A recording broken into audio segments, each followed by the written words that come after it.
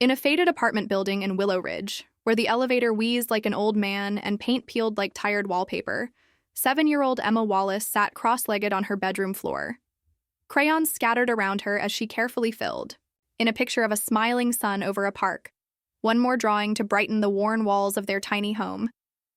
"Emma, dinner's ready," called her mother, Claire Wallace, from the kitchen, still in her scrubs from a 12-hour shift at County General. Emma looked up, her big hazel eyes shining. "Coming, Mom!" The apartment was cramped, just 2 rooms and a bathroom, but Claire kept it neat. Emma's drawings covered up cracks in the plaster like cheerful patches on a worn coat. Claire placed 2 mismatched plates on the wobbly table. Her face showed the toll of double shifts, but her smile for Emma was always genuine. "Mac and cheese again?" Emma teased, hopping onto her chair. "With extra cheese." "Your favorite," Claire replied, gently tucking a loose strand of her daughter's blonde hair behind her ear. "I've got to head back to the night shift soon. Mrs. Duffy from 2B will check on you at bedtime." Emma nodded. This had become their rhythm since her father walked out when she was a toddler. Claire worked at 2 hospitals just to keep the lights on. "I made something for you today," Emma said between bites. She dug into her pocket and pulled out a folded paper heart decorated with glitter and stars. "It's for your locker, so you know I'm thinking about you when you're helping people." Claire's throat tightened. "It's beautiful, honey." Her voice cracked. "You know what? You've got the biggest heart of anyone I've ever met." "You always say that," Emma giggled. "Because it's true." Claire reached out and squeezed her daughter's hand across the table. "Promise me you'll never stop being kind, no matter how tough life gets." "I promise," Emma replied with the serious sincerity only children can manage. Later that night, Claire tucked Emma into bed beneath their threadbare blankets. "Tomorrow's going to be a special day," she whispered. "Is it a holiday?" Emma asked, her eyes wide. "No, just a feeling. Sometimes the most ordinary days become the most important." Neither of them could have known how right she was. The October morning greeted Emma Wallace with a crisp chill that made her pull her coat tighter as she skipped down the creaky stairwell of their building. Her pink ears peeked out from under her wool beanie, and her breath puffed in small clouds. Tucked carefully in her backpack was her schoolwork, and a peanut butter sandwich, cut diagonally, just the way she liked it. Claire had made it fresh, before collapsing into bed after her grueling night shift. "Bye, Mrs. Duffy." Emma waved to the elderly woman in the hallway, who had helped braid her hair that morning. "Mind the crossing lights, darling," Mrs. Duffy croaked, her voice raspy with age. Emma bounced along the sidewalk toward Willow Ridge Elementary, humming a tune from music class. The town was waking up, commuters sipping coffee, store owners flipping signs from closed to open. At the corner near Maple Avenue, she noticed something strange. A man sat on the ground with his back against the bench instead of on it. His layered clothes were frayed, his beard scruffy and streaked with gray. But it was his eyes that froze. Emma in her tracks, startling ice-blue eyes that shimmered with both exhaustion and alertness. She hesitated, remembering her mom's warning about strangers. But something about him wasn't scary, just sad. He glanced up as she approached, then looked away quickly, his red hands digging deeper into his pockets as if trying to hide. "Good morning," Emma said quietly, keeping a small distance. The man blinked, surprised someone was talking to him. "Morning," he replied. His voice was gravelly but kind. Emma stood for a moment, shifting from one foot to the other. Then, with the certainty only a child's heart could hold, she asked, "Are you hungry?" The man studied her, not like someone suspicious of her, but as if he were trying to believe this was real. Yes," he admitted. Without hesitation, Emma slipped her backpack off, unzipped it, and pulled out the sandwich. "Here," she said, holding it out. "It's peanut butter. My mom's a nurse. She says protein helps keep you strong." The man hesitated. "That's your lunch." Emma nodded, still holding it out. "It's okay. We get hot lunch on Mondays at school, spaghetti day." She gave a small smile. "My teacher, Mrs. Hargrove, says we should always share when we can." Slowly, the man reached out with calloused hands and accepted it like it was made of gold. "Thank you," he said, his voice cracking. His bright blue eyes glistened. "You're welcome." "I hope you have a nice day," Emma chirped before continuing toward school, unaware that the man she just helped was Jonathan Blake, a billionaire worth over $11 billion. Jonathan watched her disappear around the corner, his fingers brushing the plastic wrap on the sandwich like it was a relic. He whispered to himself, "When was the last time someone looked at me without expecting something?" Emma arrived just as the school bell rang. Mrs. Hargrove, a plump woman with silvering hair and a neat bun, smiled at her. "Ready for the history project today, Emma?" "Yes, ma'am. I finished my drawing of the Liberty Bell last night." As class began, Emma's stomach gave a small grumble. She'd forgotten. Monday's hot lunch was actually tomorrow, not today, but she didn't regret it. That man had looked like he hadn't eaten in days. And the way his eyes lit up, that was worth a little hunger. Meanwhile, across town, Jonathan Blake still sat on the bus stop bench. The sandwich wrapper was now neatly folded in his pocket. For 3 weeks, he had been conducting a personal experiment, ditching his luxury suits, private jet, and penthouse to experience life as the invisible. He wanted to understand how the forgotten lived, truly and unfiltered. And what he discovered had humbled him. People averted their gaze, tossed coins without words, crossed streets to avoid him, until this girl. A 7-year-old with bright eyes and unmatched empathy. Jonathan pulled out a burner phone from inside his coat and made a call. "Liam, it's me. I need you to find everything you can about a little girl, Emma Wallace. She was walking toward Willow Ridge Elementary this morning. She lives somewhere near Maple Avenue. Start with that. And Liam..." "Yes, sir." "Make it top priority." The rest of Monday passed quietly for Emma, though her thoughts drifted off into the man at the bus stop. During lunch, her friend, Avery, noticed her tray was empty. "Where's your sandwich?" Avery asked, pushing her own lunch around on the tray. Emma shrugged. "I gave it away." "You gave it away?" Avery wrinkled her nose. "To who?" "There was a man. He looked really hungry." "You mean like a homeless guy?" Avery's voice dropped to a whisper. "My dad says we shouldn't give them anything. It just encourages them." Emma's brows knit together. "He's still a person," she said quietly. "My mom says everyone deserves kindness." Before Avery could respond, Mrs. Hargrove walked by and paused. "Emma, honey, do you not have lunch today?" Emma hesitated, then nodded. "Come with." "Me," Mrs. Hargrove said gently, guiding her toward the teacher's lounge. There, she opened her lunchbox and unwrapped half of a turkey sandwich. "Here you go. I wasn't that hungry today anyway." "I can't take your lunch," Emma whispered. "You're not taking it," her teacher said with a smile. "You're sharing it, just like you did this morning." Emma blinked. "How? Did you know?" "Avery mentioned it," Mrs. Hargrove replied, her eyes twinkling. "What you did was kind. You never know how one small act can change someone's day, or even their life." Emma ate slowly, thinking about those words, still unaware that the man she had helped was already changing hers. Across town, in the top floor of Blake Tower, Jonathan stood silently in his office, 52 stories above the streets below. He was back. In his tailored suit, clean-shaven, every trace of his homeless disguise gone. Yet his piercing blue eyes still carried the same solemn weight. His attorney, Liam Rhodes, stood beside him, holding a folder. "Her name is Emma Wallace, age 7, Liam reported. Lives with her mother, Claire Wallace, 32, a registered nurse who works double shifts, County General and Mercy Memorial. The father left when Emma was an infant." Jonathan's voice was low. "Financial situation?" "Precarious," Liam answered. "She's barely keeping them afloat. They live in a run-down apartment in Willow Ridge. 2 rooms.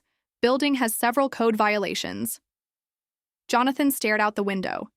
The city below bustled, unaware that one little girl with a paper lunch and a big heart had changed the trajectory of his week. Maybe his life. "She gave me her only sandwich," he said quietly. No hesitation, no fear, just kindness.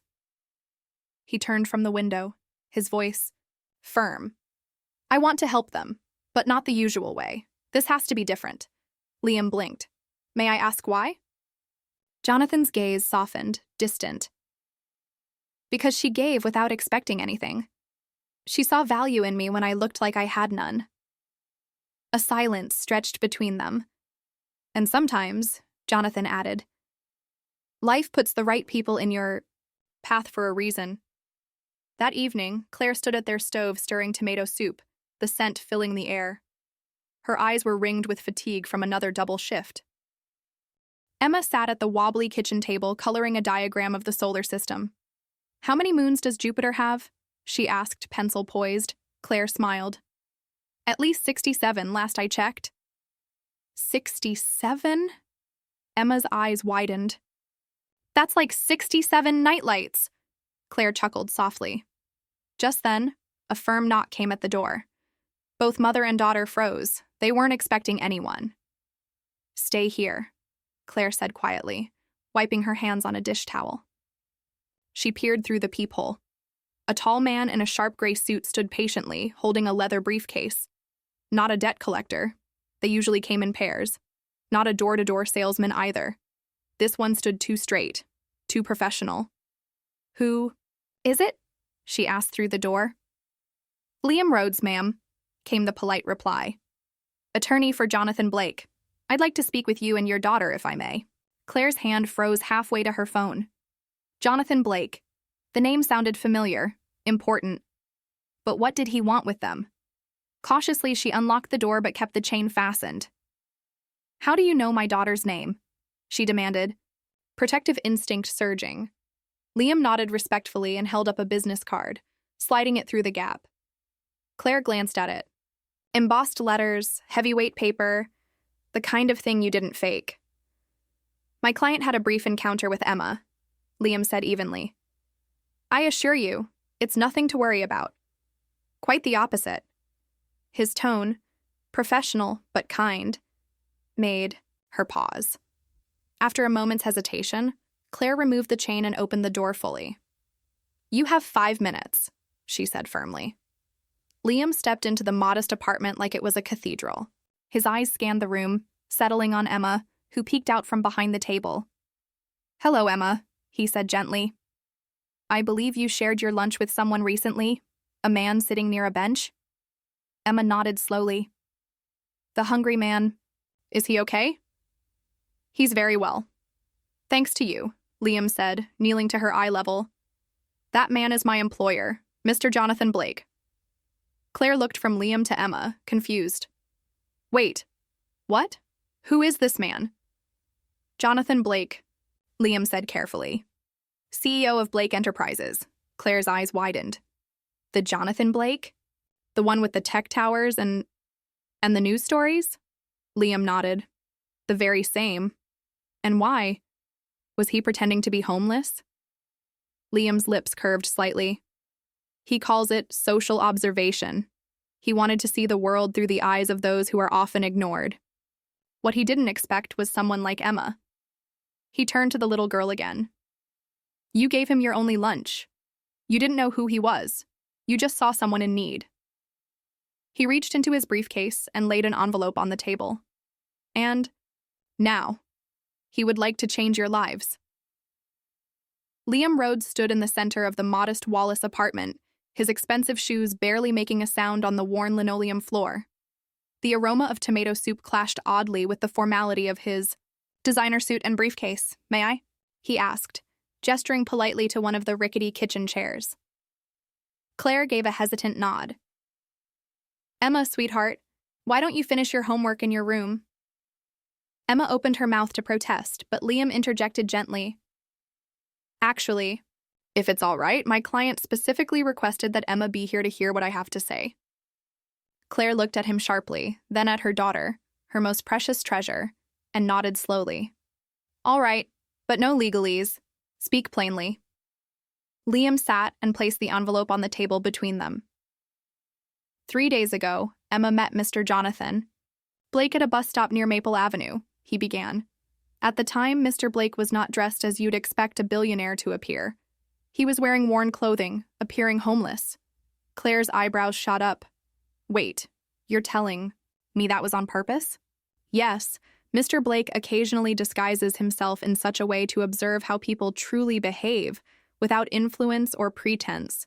What Emma did, giving her only sandwich without question, deeply affected him. Claire turned to her daughter, stunned. Emma, you gave him your lunch? Emma looked down shyly. I wasn't really hungry anyway. Her stomach growled audibly at that moment, undercutting her words. Claire's heart clenched. Liam continued. Mr. Blake has sat on benches like that for weeks, ignored, dismissed, even avoided, until your daughter stopped. She didn't just offer him food. She offered him dignity, kindness. And that, he said, opening his briefcase and sliding out a second envelope, is why we're here. Claire looked at it warily. What is this? An offer, Liam said calmly. Mr. Blake wishes to establish a full educational trust for Emma, covering private schooling, university, everything, Claire gasped. Private school? We can't afford. You won't need to, Liam said. Additionally, Mr. Blake would like to offer you a position at the Blake Health Foundation as head nursing coordinator, overseeing policy and nursing staff at our hospital partnerships. Claire blinked in disbelief. Excuse me? Liam nodded. The job comes with triple your current combined income, regular hours, full benefits. No strings, just opportunity. For a long moment, the apartment was silent, save for the gentle bubbling of soup on the stove. Why us? Claire finally whispered. Why would he do this for strangers? Liam's tone softened. Mr. Blake has more money than he'll ever spend. What he doesn't have are authentic connections. Most people treat him like a transaction. Your daughter didn't. She saw a person. That's something rare. Claire stared at the envelope, still afraid to touch it, as though it might vanish. If she reached out, Mr. Blake would like to invite you both to dinner tomorrow evening, Liam added, at his residence, to meet properly, to explain in his own words. He stood smoothing his jacket. Of course, you don't have to accept anything, but I encourage you to at least hear him out. He turned to Emma. He asked me to tell you something. He said, true character shows when no one's watching. He believes you showed that. With a final nod, he exited the apartment, leaving the envelope on the table like something magical and impossible. After Liam left, Claire sat in stunned silence, staring at the heavy paper envelope like it contained a spell. Mom? Emma said, her voice small. Is something bad happening? Claire reached over and squeezed her daughter's hand. No, sweetheart, she said softly. I think something very unusual is happening. I'm just not sure what to make of it yet. The next day passed in a surreal fog for Claire. She moved through her shift at County General like she was watching herself from outside her body. She checked vitals and changed dressings with mechanical precision, the unopened envelope tucked inside her purse like a secret too heavy to open. Meanwhile, Emma went to school as usual, though she peppered Claire with endless questions that, morning. Is the man really rich? Why does he want to help us? Are we moving to a castle? By 6:55 that evening, Claire stood outside a sleek black car with Emma in her best dress, slightly worn but neatly ironed. The driver held the door open, smiling warmly as Emma peppered him with questions about the vehicle's touchscreen and ceiling lights. The ride through the affluent part of town felt like stepping into another world. Gated driveways, marble fountains, houses the size of hotels. As they approached the Blake estate, Emma's nose pressed to the window. Mom, it's like a castle. Claire felt her stomach twist in knots. At the entrance, they were greeted not by butlers or staff, but by Jonathan, Blake himself. Gone were the ragged clothes and tangled beard. He stood tall and composed in a navy suit, his hair neatly brushed, though silver now threaded through it. His piercing blue eyes remained unchanged. Emma's eyes widened. It's you? She gasped. The sandwich man, Jonathan's reserved demeanor broke into a warm smile. He crouched slightly to meet her gaze. Yes, it's me. Thank you for remembering. You look cleaner now, Emma added bluntly. Claire flushed. Emma! But Jonathan laughed, not offended. She's right, he said, standing and extending a hand to Claire. Miss Wallace, thank you for coming. I know this is highly unusual. Claire took his hand, firm and steady. Mr. Blake, I appreciate your offer, but I have to ask, what exactly do you want from us? Jonathan's expression turned serious. A fair question. If you'll allow me, I'd prefer to discuss it over dinner. My chef made something special. He led them not to a ballroom or a grand dining hall, but a warm, cozy dining room with soft lighting and a small table for 3. I asked him to make macaroni and cheese, he told Emma with a grin. I hear it's your favorite. Emma beamed. With extra cheese? Jonathan winked. Of course. As the food was served, Claire sat across from him, still guarded. Your offer, it's generous. But I don't understand. Why us? There are thousands of families like mine. Jonathan set down his fork and looked directly at her. Because your daughter had so little and still gave. She gave me something when she had every reason to keep it for herself. And she didn't ask for anything in return. That kind of generosity, it's almost extinct. He paused, voice quieter. And because she reminded me of someone I lost. Claire's eyes narrowed slightly. Your daughter? Jonathan nodded slowly. Emily. She passed away at 6. My wife, Caroline, died not long after. I buried myself in work. Success became a shield, until one day I realized I'd become invisible to myself. He looked at Emma, now happily munching on macaroni. Your daughter didn't see a billionaire. She didn't see a burden. She saw a person. I'm not trying to replace Emily. I'm trying to honor her memory by helping a child with the same spirit. Claire said nothing for a long time. Then, softly, You really made macaroni and cheese just for her? He smiled gently. Actually, I love it too. They laughed quietly. 3 very different people at a small table tied together by something unexpectedly human. That night, after tucking Emma into bed, Claire stood alone in the small living room. The envelope from Jonathan Blake now lay open on the table. She'd read its contents twice already, but still couldn't believe what she'd seen. A full scholarship fund for Emma, a 6-figure salary for herself, health benefits, reasonable hours, a chance to finally breathe. It felt like magic or manipulation. Claire wasn't naive. Life hadn't been kind enough for miracles. And people with power rarely gave without taking. Unable to rest, she opened her laptop and began typing, Jonathan Blake. At first, the usual articles came up. Tech empire, charitable foundations, his name on dozens of buildings and wings of children's. Hospitals. Then, buried deeper, she saw the headline, Blake family tragedy. Billionaire loses daughter and wife within 6 months. Claire clicked. Her breath caught as she read. Emily Blake, 6 years old, died from Batten disease, a rare neurological disorder, symptoms misdiagnosed until it was too late. Caroline Blake, his wife, took her own life 6 months later. The note reportedly blamed Jonathan for being too obsessed with work to notice their daughter's condition. Claire's hand flew to her mouth. Emily would have been just about Emma's age now. No wonder he reacted so strongly. No wonder he made that offer. Claire shut the laptop slowly, her heart pounding. Was this really about charity? Or was Jonathan projecting his grief onto Emma, trying to rewrite his own past with someone else's child? Suddenly, she felt exposed, cornered.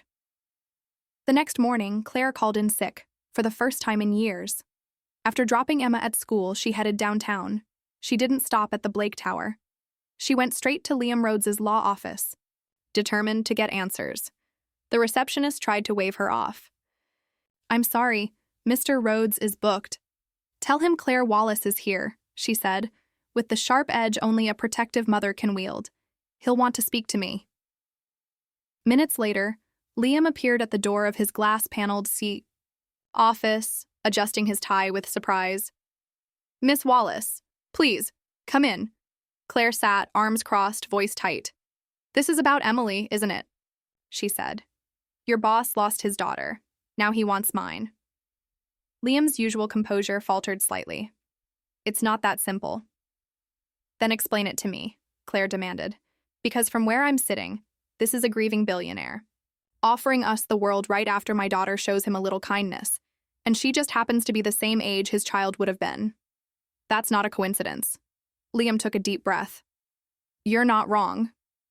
Emily's death broke. Jonathan, Caroline's death shattered what remained. Since then, he's buried himself in work and philanthropy. And then, Emma. Claire stared at him. So he is trying to replace her? No, Liam said gently. He's not trying to replace Emily. He's trying to honor her memory. Through Emma. Because your daughter reminded him of what he lost and what the world still needs. Claire hesitated. How do I know this isn't emotional instability disguised as generosity? Liam looked her in the eye. I've known Jonathan Blake for 15 years. I've seen him close billion-dollar deals. I've seen him destroy competitors in boardrooms, but I've never, ever seen him cry. He paused, until your daughter gave him a sandwich. Still shaken, Claire left the office and walked for nearly 30 minutes, needing air. Eventually, she slipped into a quiet cafe and ordered a coffee. She didn't touch it, just sat and stared out the window. Jonathan Blake had the power to change their lives. But was she right to accept that help? Her phone buzzed. A message from Jonathan Blake. I sense you have doubts. I understand. Would you meet me today at the Children's Memorial Garden? Just you. 2 p.m. I'd like to show you something. Claire read it twice. Then, without replying, she paid for the untouched coffee and headed toward the garden. The Children's Memorial Garden was a peaceful, hidden space in the city. Trees swaying gently, benches nestled among rose bushes, and names carved in stone, under angel statues. Jonathan sat alone on a bench near the fountain, holding a small photograph. He didn't look up when Claire approached. Thank you for coming, he said softly, his gaze still fixed on the picture. He handed it to her. A smiling little girl with big blue eyes and blonde curls. She looked exactly like Emma. Emily, Claire whispered. Jonathan nodded. She would have been 8 next month. Claire sat beside him slowly, still holding the photo. She had Batten disease, he said. It's rare, hard to detect. By the time we got a proper diagnosis, it was too late. Claire nodded slowly. I've heard of it. I've seen it once in the ER. Devastating. I was in Tokyo when she got worse, he added, his voice quiet but steady. Caroline begged me to come home. I told her I was too busy. By the time I got back, he swallowed. I lost both of them. Silence stretched between them as the sound of trickling water filled the space. I'm not looking to adopt Emma. Or claim her, he said. She's your daughter. She always will be. But that day, when she looked at me with nothing but kindness, it was like Emily reached back from wherever she is and tapped me on the shoulder. Claire's throat tightened. I've made mistakes, Miss Wallace. More than I care to count. But if I can help even one child get a better start, or help a mother like Caroline not feel so alone, I have to. Claire looked at the fountain, the carved names, the blooming daisies at its base. Do you mean everything you've offered? He nodded. Every word. No expectations, no hidden strings. For the first time since the knock on her door, Claire felt the weight of suspicion in her chest begin to lift. The pain in Jonathan's eyes wasn't something you could fake, but even more than pain, there was purpose, and perhaps a second chance. The following week passed in a blur. Claire tried to maintain focus during hospital rounds, but her thoughts constantly drifted back to the offer, and to Jonathan, to the garden, to Emily. She hadn't given him an answer yet. She hadn't told Emma either. It was too big, too life-changing. And she needed clarity first. Saturday afternoon found Claire and Emma seated on the living room floor of their small apartment. Colored pencils surrounded them like confetti as Emma carefully drew what she imagined Jonathan Blake's mansion looked like from the inside. "This is the library," she said, coloring a massive circular room. "It has secret doors and stairs that move." Claire smiled faintly, her hands wrapped around a lukewarm cup of tea. Emma's imagination had always been vast, but now it buzzed with the possibilities of a world they never thought they'd see.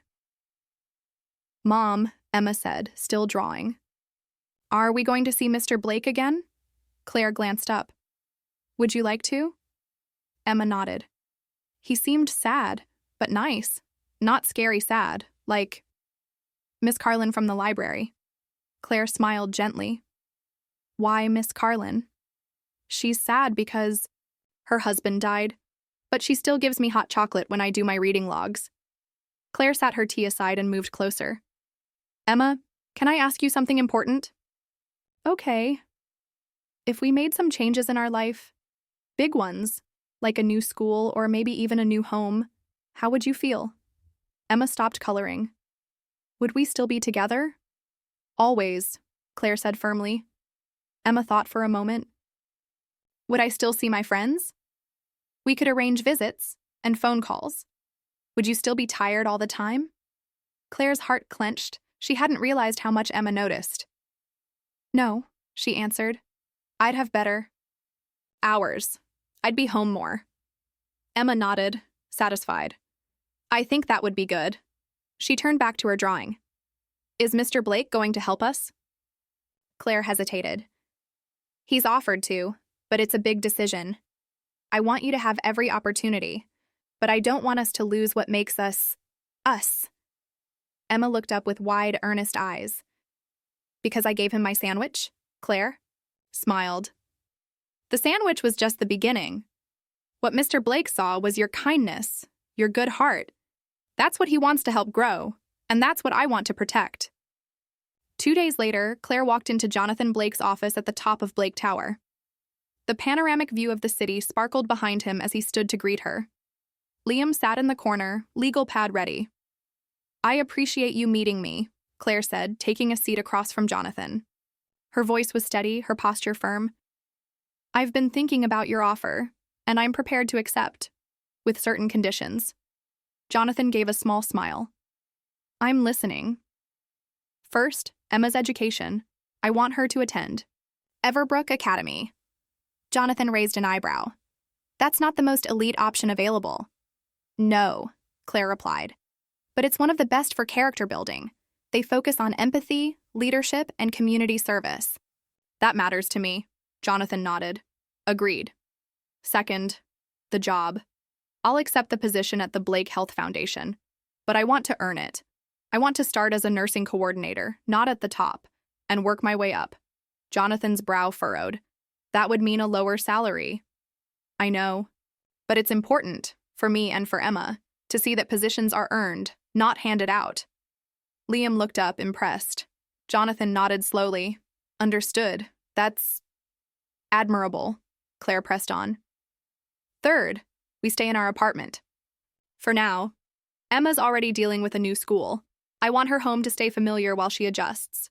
We'll consider moving in a year, on our own terms." Jonathan studied her. "You're not what I expected, Claire Wallace." "Is that a problem?" "No," he said, a soft respect in his tone. "It's refreshing." Liam was already jotting notes. "I'll prepare amended contracts," he said. "There's one more thing," Claire said, folding her hands on the table. "I want boundaries." Jonathan leaned in. "Of course. Emma is my daughter, and while I appreciate everything you're offering, your role in her life needs to be appropriate and clear. No secret gifts, no surrogate father behavior, no emotional confusion." Jonathan nodded. "You have my word. In fact, I was going to suggest something similar. Perhaps we start with dinner, twice a month. We can keep building trust gradually." Claire exhaled deeply. For the first time in days, her shoulders relaxed. "That sounds reasonable." "There's one thing I'd like in return," Jonathan said. Claire's eyes narrowed slightly. "What is it?" I'd like to establish a scholarship, fund in Emma's name, at Everbrook, for kids like her. She wouldn't be involved in any formal way. It would just be a way to honor the spirit she showed me. Claire considered this, then nodded. That would be acceptable. But remember what I said. Emma is not a symbol or a stand-in. She's her own person. Her life is hers. Jonathan's expression turned sincere. That's exactly why I want to do this. As Claire left the tower, contracts to be signed in hand, she felt lighter than she had in years. Not just because of the opportunity, but because for once, she'd been heard. She'd stood her ground, protected what mattered. For the first time in her adult life, hope didn't feel like a trick. It felt like a choice.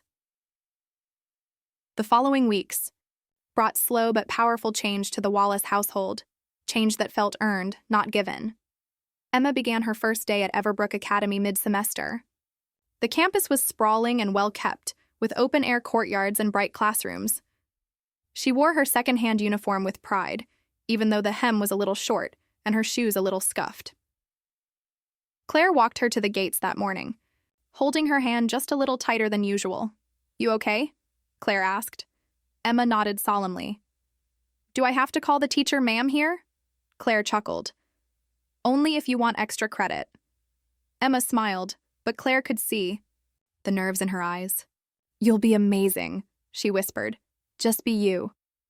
Inside the school, Emma was quickly embraced by her new teacher, Mrs. Blackwell, a calm woman in her 50s with an eye for detail and a reputation for spotting emotional intelligence in students.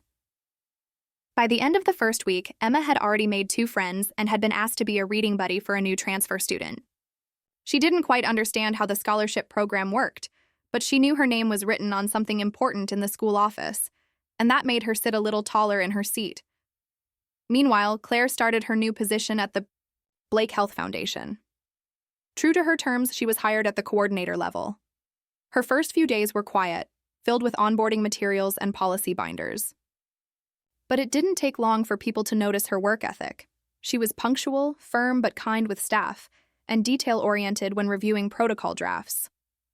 Though some colleagues were skeptical of her connection to Jonathan Blake, her competence quickly spoke for itself. What surprised Claire most was Jonathan's restraint. He didn't hover or interfere. Instead, he checked in occasionally, respectfully, professionally, and even invited feedback from her on projects unrelated to her department. During one of their bi-weekly dinners, held at a small local restaurant, instead of his mansion, Jonathan leaned across the table, a plate of fish tacos between them. "We're launching a new mobile clinic initiative," he said, "serving rural areas with limited access to healthcare. I'd value your input on how to staff it, what equipment we actually need versus what looks good in a brochure." Claire blinked, surprised. "You're asking me?" He nodded. "You've seen it from the ground. That perspective's worth more than a dozen white papers." So she told him about community trust, cultural competency, and the importance of bringing outreach staff who didn't wear judgment on their sleeves. Jonathan listened, really listened, and took notes. Meanwhile, across the table, Emma had commandeered his dessert plate and was building a sculpture out of whipped cream and strawberries. "That's quite the architectural feat," Jonathan said, watching her pile strawberries into a pyramid. "Mrs. Blackwell says I have spatial intelligence," Emma replied proudly. "We're learning about different kinds of smart." "You clearly do," Jonathan said, "though I'm not sure it includes whipped cream engineering." They all laughed, and in that moment, something shifted, just slightly. Their dynamic was no longer surreal. It was becoming familiar. Over the following weeks, Claire watched Jonathan carefully. She remained vigilant for signs that he was slipping into a surrogate parent role, but saw none. Instead, he treated Emma with gentle attentiveness. He remembered details from past conversations. He brought her a set of professional-grade colored pencils after she mentioned she loved shading techniques. He once surprised her with a book about space after hearing she wanted to be an astronaut, but he never overstepped, never disciplined, never overpromised, never forced closeness. And Emma, with the emotional clarity children often have, seemed to understand. He's like a grown-up who actually listens, she told Claire one night. Not a pretend listener like Mr. Parks from 3rd grade. One rainy afternoon, Claire came home early from work to find Emma sitting on the bedroom floor, going through her memory box, a collection of drawings, school ribbons, and tiny treasures from their old life. "Everything okay, kiddo?" Claire asked, sitting beside her. Emma nodded. She held up a crumpled drawing of their old apartment building. "I miss Mrs. Duffy and Sasha from my old school." Claire put an arm around her. "We can visit them. Change doesn't mean forgetting." Emma was quiet for a beat, then held up a photo of Claire holding her as a baby. "Do you think Dad would be happy about all this?" The question caught Claire off guard. They rarely talked about Emma's father, who had left before Emma could remember him. "I don't know," Claire admitted gently, "but I think anyone who truly cared about you would be happy to see you thriving." Emma looked thoughtful. Then she asked, "Is Mr. Blake going to be my new dad?" Claire inhaled slowly. Then, softly but firmly, "No, sweetheart. Mr. Blake is a friend. He's helping us. But he's not trying to be your father." Emma nodded. "That's what I thought. He doesn't act like he wants to be my dad. He acts like a friend who really listens." Claire smiled, hugging her tight. "That's exactly what he is." That night, after Emma had fallen asleep, Claire stepped out onto their small balcony and looked out at the glistening city lights.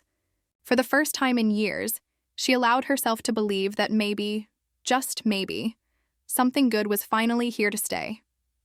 But even as hope settled into her bones, a whisper of caution remained. Because in fairy tales, the magic always came at a price. And real life was messier. Still, for now, they were safe. Together, moving forward, one ordinary, extraordinary day at a time. 3 months passed like leaves carried on a breeze. With each passing week, the rhythm of their new life settled into something that felt almost normal. Emma flourished at Everbrook Academy. Her curiosity bloomed under the care of teachers who saw more than just test scores. Mrs. Blackwell praised her for her empathy and leadership, and the principal even asked if Emma would help new students adjust, a task she accepted with solemn pride. "I don't want them to feel like charity kids," Emma had told Claire. "I want them to feel like they belong, like I do." At home, the scholarship named after her had started accepting applications. It was officially titled the Emma Wallace Character Scholarship. Claire had been hesitant at first, didn't it? Seem like too much? But Emma had insisted. "If it helps someone like me," she said, "then it's worth it." Meanwhile, Claire's role at the Blake Health Foundation expanded organically. Her practical knowledge and strong moral compass made her a natural problem solver in a sea of executives who often overcomplicated the obvious. She didn't chase promotions, but they found her anyway. Her co-workers, once wary of her connection to Jonathan, now sought her insight. Even senior leadership began deferring to her during policy meetings. It was during one of those meetings that her supervisor casually mentioned her name as a candidate for an upcoming national program launch. Claire tried to stay grounded. Despite the pay increase and upgraded benefits, she and Emma still lived in their modest apartment. They upgraded Emma's desk, bought a new mattress, picked out a better backpack. But they didn't trade their world for marble countertops and velvet drapes. Jonathan had offered, of course, but Claire had refused kindly. "She needs a stable foundation first," she told him. "New school, new people, new structure. That's enough change for now." Jonathan respected that. In fact, he respected nearly every boundary Claire set. They still met for dinner, every other week, sometimes at cozy restaurants, other times at kid-friendly museums or cultural events. He never pressured Emma, never hovered, never forced connection. And in return, something surprising began to grow. Comfort. A quiet, slow-burning trust. One Saturday, Jonathan invited them to the Meadow Ridge Botanical Gardens. The butterfly pavilion was on display, and Emma raced ahead on the path, her camera in hand, clicking photos of monarchs and blue morphos landing gently on her sleeves. Claire. And Jonathan walked several paces behind, their pace slower. She's thriving, Jonathan said, hands in his pockets. The school seems like a great fit, Claire nodded. Mrs. Blackwell says she has a talent for biology. Emma remembers scientific names better than kids twice her age. That doesn't surprise me, Jonathan said with a smile. She notices things other people miss. I think she gets that from you. They paused at a bench, watching Emma quietly scribble notes in a small field journal Jonathan had given her for her birthday. I have a proposition, Jonathan said after a moment of silence. One I'd like you to consider seriously. Claire turned to him, cautious. What kind of proposition? The Foundation is preparing to launch a new national initiative, establishing permanent health clinics in underserved communities. We're looking for someone to oversee the entire program. Claire blinked. Are you offering me the director position? Your supervisor already recommended you, Jonathan replied. I just happen to agree. Claire's mind reeled. That's a huge responsibility. It is, Jonathan said. You'd be developing protocols, hiring staff, managing rollouts across multiple states, significant salary bump, creative control. Claire hesitated. What's the catch? Jonathan's smile faded slightly. Some travel, maybe a week out of each month, visiting sites, attending events. Claire immediately looked toward Emma. I've never been away from her for more than a school day. I know, Jonathan said softly. We could explore options. We could arrange for her to travel with you during school breaks. Or, if you were ever comfortable, my team could supervise her during short trips. Claire stopped walking. No, she said, firm. I'm grateful for everything, but Emma staying at your home without me, that crosses a line I'm not comfortable with. Jonathan nodded quickly. I understand. Completely. Just a suggestion. Claire sighed. I don't have family to lean on. My parents are gone, no siblings. I've always arranged my life around her. Jonathan looked thoughtful. What if we try something different? A creative solution? Claire raised an eyebrow. Like what? I'll give it some thought, he said. Something that works for both of you. That evening, after Emma went to bed, Claire sat with a cup of tea at her kitchen table, again faced with a choice she never expected to have. The role aligned perfectly with her skills. It meant financial stability, national impact, professional growth. But the travel? It was a hurdle. Her phone buzzed. Text from Jonathan Blake. I had another idea about the childcare issue. What if we fund a scholarship for a graduate student, someone studying education or child psychology, to live with you part-time in exchange for helping with Emma while you travel? Claire read the message 3 times, the corners of her mouth lifting slightly. He wasn't just offering solutions. He was listening. Not trying to take over. Not crossing boundaries. Just trying to help, while letting her lead.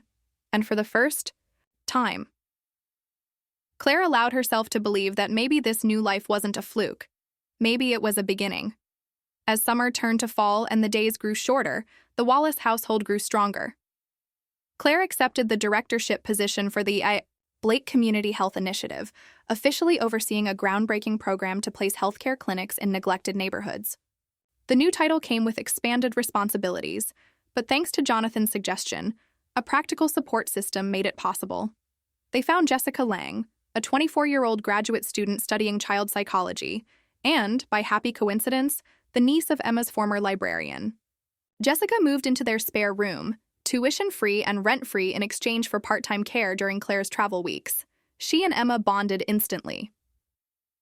Jessica knows how to make volcanoes that really erupt, Emma beamed after Claire's first trip. We made one with real vinegar and food coloring. It was amazing. Jessica, bright and soft-spoken, brought a calm energy to the apartment. She respected the household's rhythms and never tried to overstep Claire's role. It was the perfect fit.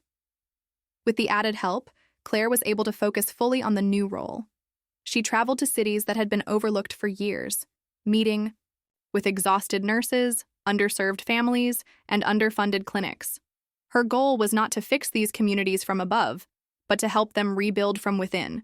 Her experiences gave her a deeper purpose, and Jonathan took notice.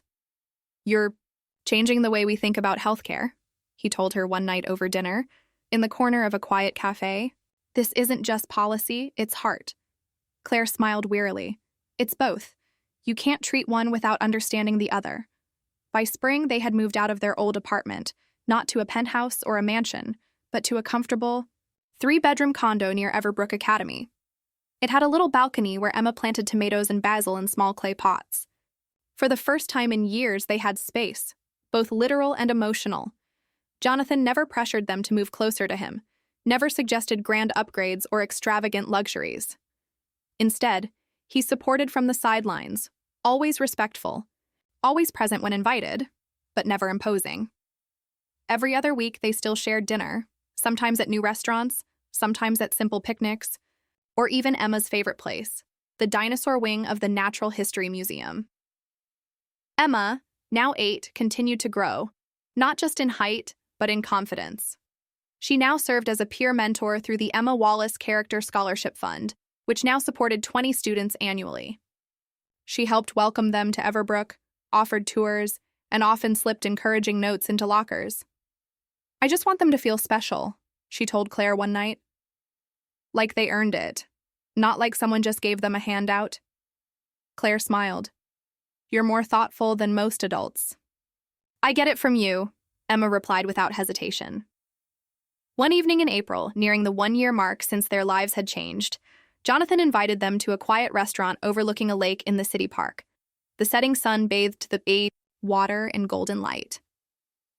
After dinner, over a shared dessert, Jonathan leaned forward with a serious expression. "I've been thinking about something," he said. "Something big." Claire raised an eyebrow. "That's not usually how you open small talk." He smiled faintly. "You know about Emily, and what I lost. But what I haven't told you is, what I regret most is how long it took to get her diagnosed. If we had caught it early, Batten disease, we might have had more time." Claire nodded. "I remember. It's so rare most pediatricians don't even screen for it." "Exactly," Jonathan said. "So I want to start a center, a screening facility focused on early detection of rare childhood diseases. Something real, not a vanity wing. A center that changes lives." He looked at Emma, who had been quietly listening. "And I'd like to name it after Emily and Emma. If that's all right with both of you." Emma froze, spoon halfway to her mouth. "You want my name on a building?" "With hers," Jonathan said gently. "Because your kindness, your sandwich, started all of this." Claire looked from Emma to Jonathan, her heart full and aching, all at once. "I'd also like you, Claire, to help design the nursing protocols for the center," Jonathan added. "I can't think of anyone better to lead it." Emma slowly set down her spoon. "Will it help kids like Emily?" "That's the goal," Jonathan said, "to make sure another family doesn't go through what I did." Emma nodded slowly. "Okay, I think that would be nice." Claire's eyes glistened. "We'd be honored." 5 years after the day Emma gave her sandwich to a man on a bench, the Emily and Emma Center for Pediatric Diagnosis was not just built, it was thriving. Had already saved dozens of lives through early intervention and testing. It employed top-tier researchers and doctors, and it had become a model for screening centers across the country. On a bright spring day, the center hosted its newest expansion ceremony, dedicating a family support wing that would offer counseling, temporary housing, and transportation services for families traveling in from out of state. 12-year-old Emma stood at the podium, taller now, but with the same warmth in her eyes. Her voice was strong and clear as she addressed the crowd of donors, doctors, and families. "When I was 7, she began, I gave my sandwich to someone who looked hungry. I didn't know he was Jonathan Blake. I didn't know he was rich. I just saw someone who needed help." She looked toward the front row, where Claire and Jonathan sat side by side. That one moment changed a lot of lives.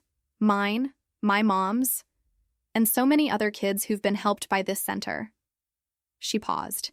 "What I've learned since then is that kindness doesn't just make people feel better. It makes things better. It grows, like a ripple." The applause that followed was thunderous. Jonathan found himself wiping a tear from his eye. She wasn't his daughter. But somehow, she had healed a part of him no one else ever could.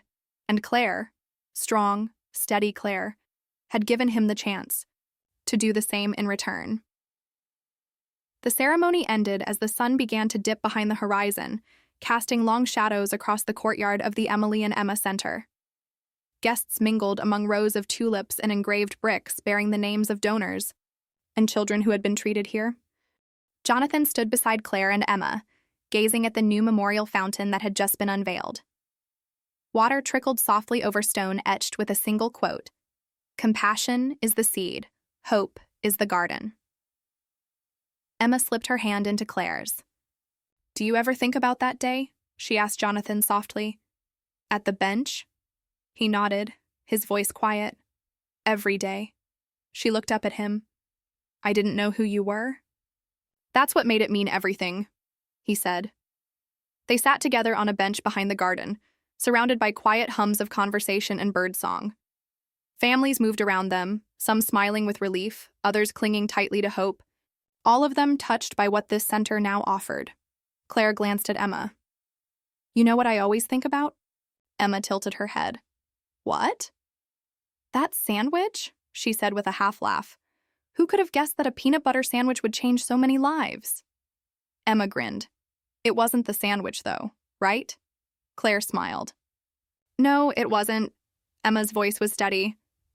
"It was about seeing someone who needed help and not looking away." Jonathan looked at her, 12 now, tall, clear-eyed, the fire of purpose already glowing within her. "You're right," he said. "It was never about what you gave. It was about how you gave it." From that point on, the Wallace's life remained deeply rooted in reality, not fairy tale perfection, but something stronger: trust, community, growth. Emma continued at Everbrook, eventually earning top honors for leadership and civic involvement. At age 13, she was invited to give a TEDx talk on the power of small acts, which was shared in classrooms around the country. She never forgot where she came from, never stopped volunteering, and never stopped insisting that new scholarship recipients be treated not as cases, but as equals. Claire's influence grew too. As the director of pediatric outreach for the Blake Health Foundation, she helped open dozens of clinics nationwide. Her approach combined medical precision with deep empathy. In rooms full of executives, she was known as the one who speaks for the patient. And Jonathan, he remained in their lives, not as a replacement, not as a rescuer, but as a friend, mentor, and trusted companion. He and Claire shared quiet dinners and loud debates, co-chaired advisory boards, and occasionally laughed so hard, Emma had to shush them. They were family, but not in a conventional sense. They were family by choice, by healing, by truth. On the 5th anniversary of the day Emma gave away her sandwich, she stood again at the same bus stop near Maple Avenue. The bench had been replaced, but the memory hadn't. She sat down quietly, holding a new sandwich, wrapped in wax paper and cut diagonally, just like the one Claire used to make. Beside her was a note card. "If you're hungry, this is for you. No questions asked. You matter." She left the sandwich there, stood, and walked away, never turning back, because she didn't need to know what happened next. She already knew the truth. One small act could echo forever.